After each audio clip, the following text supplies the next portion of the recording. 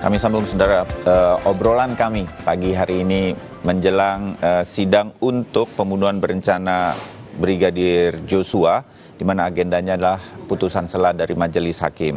Nah, masih bersama Asep Iwan Iriawan, pakar hukum pidana, dan juga Taufikur Rahman, mantan komisioner Komisi Yudisial. Saya ke Kang Asep menyelesaikan sedikit saja penasaran kami nih yang mengerti hukumnya hanya di permukaan atau ketika sedang ada kasus yang sedang mengemuka seperti kasus Ferdy Sambo ini. Kang Asep, kalau eksepsinya nanti putusan selanya dari Majelis Hakim dibacakan tidak menerima atau ditolak begitu, apakah ada bisa upaya hukum lain atau lagi dari para terdakwa melalui para penasihat hukumnya di peradilan seperti saat ini, Kang Asep? Ya, jadi 156 mengatakan jikalau ya eksepsinya diterima, ya kayak lagi itu putusan akhir bunyinya, ya karena misalkan bukan kewenangan, ini bukan kewenangan kesehatan, tapi kewenangannya Magelang, selesai nanti diserahkan ke Magelang dan Magelang. Tapi kalau eksepsinya tidak dapat terima, ya para pihak bisa mengajukan baik JPU maupun terdakwa atau penasihat hukum dapat mengajukan namanya perlawanan ke pengadilan tinggi, ya. Perlawanan itu akan diajukan bersama-sama dengan pokok perkara. Artinya apa? Katakanlah nanti misalkan dinyatakan eksepsi tidak dapat terima, ya. Berarti yang keberatan terdakwa atau penasihat hukum kan. Ya. Nah, maksudnya mereka kan kalau hak mereka ya mengajukan perlawanan. Tapi nanti perlawanannya berkasnya akan dikirim sambil nunggu diperiksa dulu berkasnya kayak kemarin itu yang di kasusnya E. Jadi diperiksa. Nanti kalau putus akhir baru dikirim bersama-sama gitu. Tapi biasanya sih nggak ada artinya. Tapi kecuali yang menentukan tuh eksepsinya tidak dapat terima.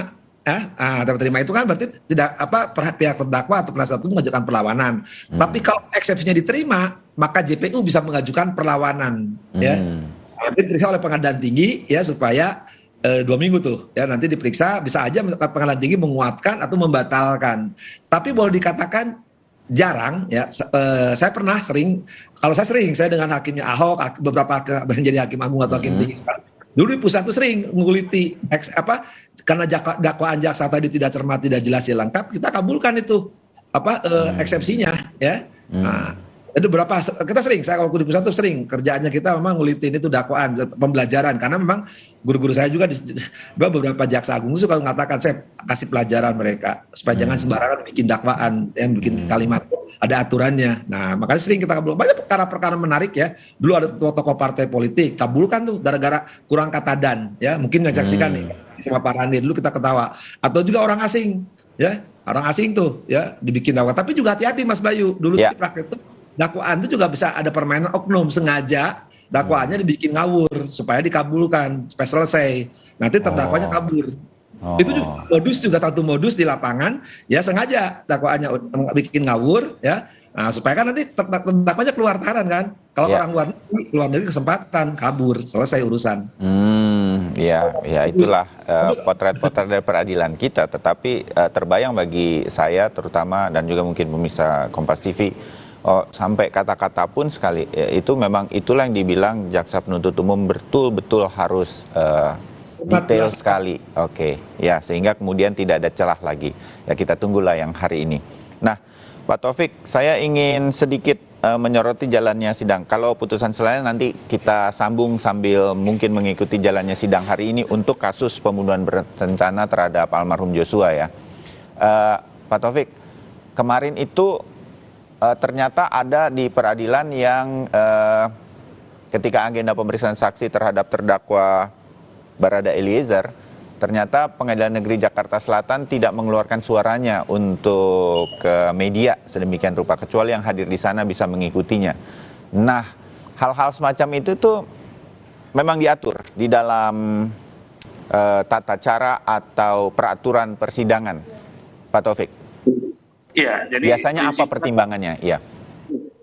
Kalau dalam peradilan itu secara prinsip adalah terbuka untuk umum. Ya. Karena terbuka untuk umum tentu saja semuanya boleh mendengar, boleh merekam karena terbuka untuk umum. Jadi sudah tidak ada larangan lagi orang mendengarkan atau merekam. Itu prinsipnya seperti itu. Nah, lalu dengan adanya tidak ada suara, tapi itu kan tidak ada suara kan di luar pengadilan, ya. Di luar pengadilan. Jadi ini mungkin pertimbangan, ya. Ini sudah menyangkut diskresi hakim. Jadi hakim boleh saja minta seperti itu, ya pertimbangan-pertimbangan mungkin ini prediksi saya ya. Kalau di dalam pengadilan itu kan saksi nggak boleh mendengarkan saksi yang lain. Oh, iya. Khawatirkan kalau ini dipublis nanti saksi yang belum hadir dia akan mendengarkan. Meskipun dalam hal pengadilan di MK itu nggak dipersoalkan, bahkan di MK saksi maupun ahli itu sama-sama bareng hadir dan sama-sama mendengarkan. Yang penting nanti ada perdebatan, hakimlah yang nanti akan menilai. Tapi dalam pengadilan biasa, ya pengadilan negeri, ini saksi nggak boleh hadir dalam hal persidangan seandainya sedang memeriksa saksi yang lain. Jadi saksi yang lain disuruh ngumpet, nggak boleh mendengarkan, nggak boleh melihat. Nah ini mungkin tujuannya untuk objektivitas supaya saksi tidak terpengaruh. Nah kalau dari sisi itu mungkin kita maklumi ya, karena bisa aja saksi akan ngintip-ngintip dengar gitu. Nah, tapi dari sisi hak informasi publik, nah ini bagaimana ini? Karena hak itu adalah asasi bagi masyarakat untuk mendengarkan. Ya, cuma kalau melalui Kompas ini kan Kompas koran ya, ini kan tertunda ya malamnya atau besok pagi baru bisa membaca. Betul. Tapi kalau R ini kan langsung didengar. Nah ini kita tahu alasan yang tepat dari hakim kenapa itu tidak dibunyikan ya. Dan ini kan dalam rangka untuk kontrol sosial juga mengurangi gitu kan. Yeah. Orang yang ingin mendengar ini jangan-jangan. Tapi saya percaya karena di dalam sidang sendiri itu juga bisa didengar gitu. Bahkan komisi judisial boleh memantau ya jalannya persidangan itu. Oke, Kang Asep, kita jadi bisa mengerti bahwa kemudian ada saja kemungkinan alasan agar saksi yang lain tidak terpengaruh dengan kesaksian yang sedang didengarkan di dalam ruang persidangan begitu. Kita mengerti kemungkinan-kemungkinan itu memang bisa terjadi dengan kemudian sementara kan ada keinginan publik yang lain untuk ikut terus mendengarkan jalannya sidang tanpa hadir di ruang sidang karena memang terbatas. Tanggapan Kang Asep mengenai hal ini. Kita berapa kali nih sama-sama mengikuti berbagai sidang. Kayaknya kalau saya ingat-ingat memang pernah ada juga ketika misalnya hakim memutuskan di sebuah persidangan waktu itu tidak mengeluarkan suaranya, tetapi kalau dilihat gambarnya kan boleh bahwa bukti bahwa persidangan berjalan atau apa live gambarnya, tetapi suaranya tidak karena mengandung unsur-unsur yang mungkin diperkirakan ada anak-anak yang menonton dan lain-lain. Kita pernah juga begitu, Kang Asep.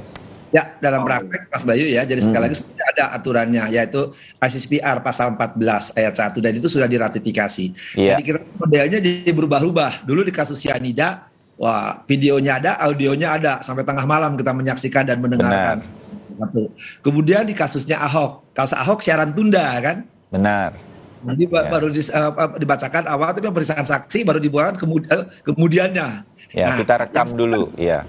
Yang hari ini tidak konsisten yang kemarin itu satu-satu kan, karena supaya tidak tadi betul katakan Pak Taufik ya, tidak saling mengetahui lah, tidak saling ngintip. Jadi mereka tidak boleh disiarkan yang langsung, takut mengintip. Tapi berikutnya ketika yang 6 orang keluarganya almarhum disatukan lagi gitu.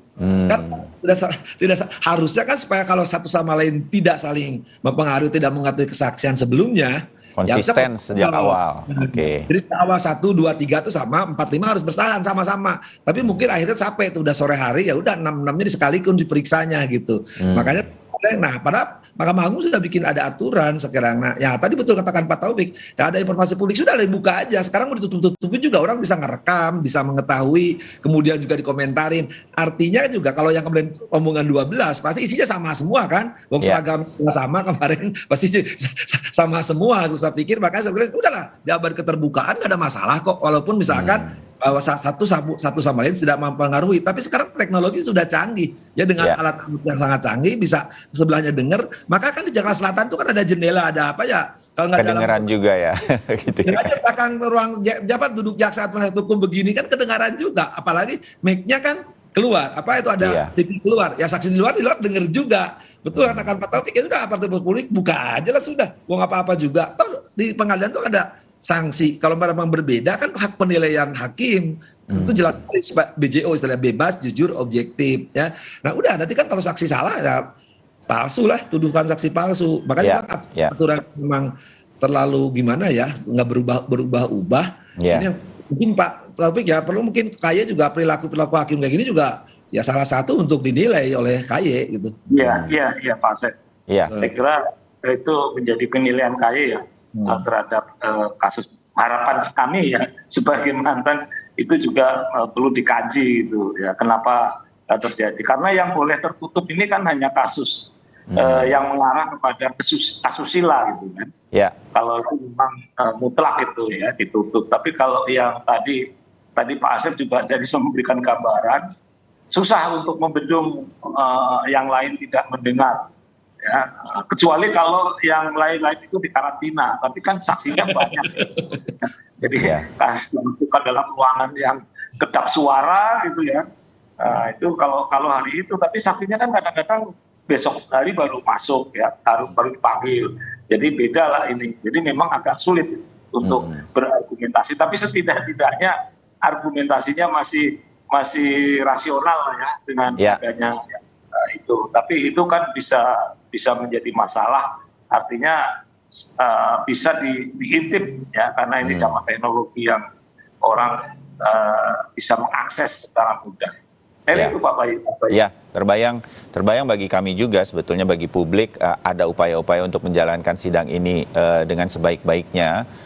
Tapi mungkin dengan segala kemajuan teknologi atau situasinya sekarang dengan pertimbangan publik begitu ingin mengikuti jalannya sidang, mungkin bisa ada pertimbangan-pertimbangan lain yang kemudian nanti pelan tapi pasti dari berbagai kasus, saya meyakini semua korps kehakiman nanti bisa punya keputusan-keputusan yang lebih pas, yang lebih bijak, yang mana yang tengah-tengahnya sidangnya bisa berjalan dengan baik tanpa kemudian mengganggu secara keseluruhan dari keinginan publik dan lain-lain. Saya meyakini itu, apalagi dengan obrolan kita mudah-mudahan menjadi masukan bagi korps kehakiman. Tapi boleh nggak saya tanya sama Pak Asep ini?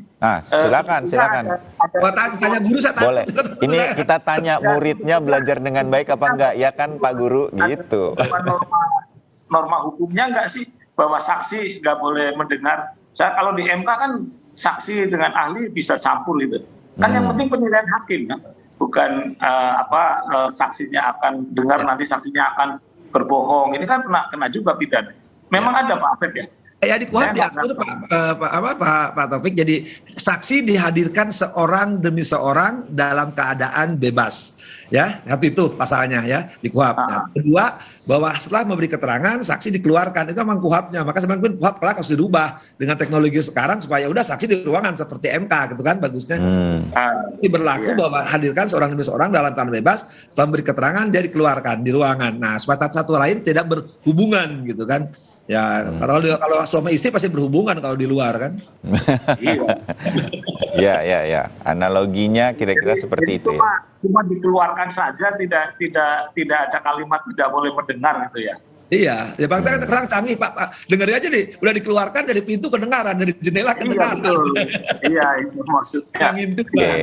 Dia mengerti. Nah, ini itu dinamikanya bagaimana kemudian peradilan kita dijalankan, kita bisa mengetahui lah dinamikanya. Pak Taufik, mumpung ketemu Pak Taufik dan juga ada Kang Asep ya, kan Kang Asep mungkin ingat juga, kita sempat bahas juga nih, ada permintaan sebelum sidang dimulai ya, pada waktu itu ketika kasus ini sudah mau mulai masuk persidangan, ada permintaan bahkan dari Komjak gitu, meminta misalnya jaksanya bisa dikarantina, majelis hakimnya juga dikarantina, sehingga kasus ini betul-betul bisa muncul sebagai kasus yang menjadi final chapter, babak paling akhir dari kasus ini tuntas dan segala macam, juga soal keadilannya begitu. Kita pernah ingat juga Pak Taufik ya, minta tanggapan ya Pak Taufik, diminta tuh hakimnya disadap sedemikian rupa untuk dijaga sebetulnya kalau ada upaya terhadap majelis hakim yang 3 orang ini, upaya intervensi agar peradilan ini nanti tidak berjalan sesuai dengan mestinya. Itu kan sempat ada tuh. Apa tanggapannya Pak Taufik tuh berkaitan dengan hal itu? Pernah terjadi nggak sebelumnya juga hal semacam majelis hakimnya dijaga sedemikian rupa? Pernah nggak dalam peradilan Indonesia, Pak Taufik? Selama saya di KY itu belum pernah ada permintaan seperti itu. Hanya ada permintaan untuk diawasi itu hakimnya.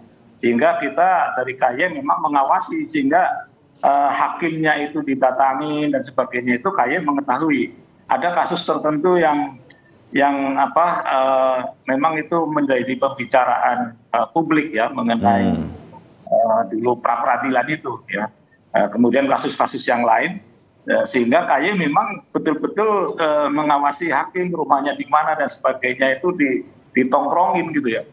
Supaya yang datang itu. Nah, cuma kalau permintaan penyadap ini baru kali ini ya. Apalagi memang menyadap itu lebih mudah ya karena kita tidak usah nunggu sampai 24 jam di rumahnya dan sebagainya. Nah, tetapi penyadap ini KY kan baru diberi tugas tetapi nggak punya kewenangan.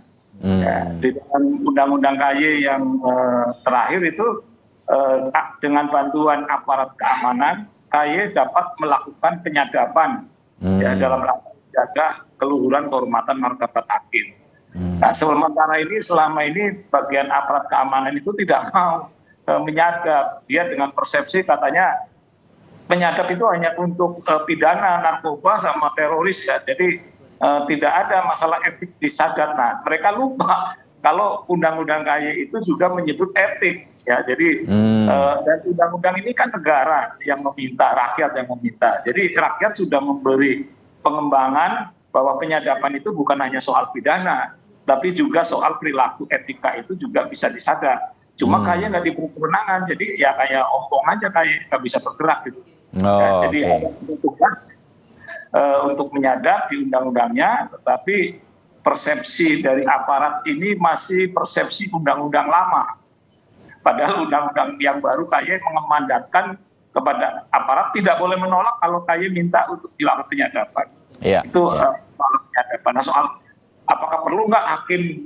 Ya saya kira tergantung dinamika ya. Kalau memang ada indikasi-indikasi, saya kira saya nggak tahu Pak KY sekarang itu juga menguntit ya hakim itu.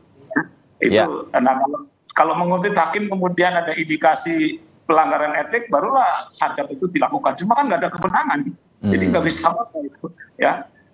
Dan kemudian apa tadi yang kedua? Artinya situasi seperti di kasus ini itu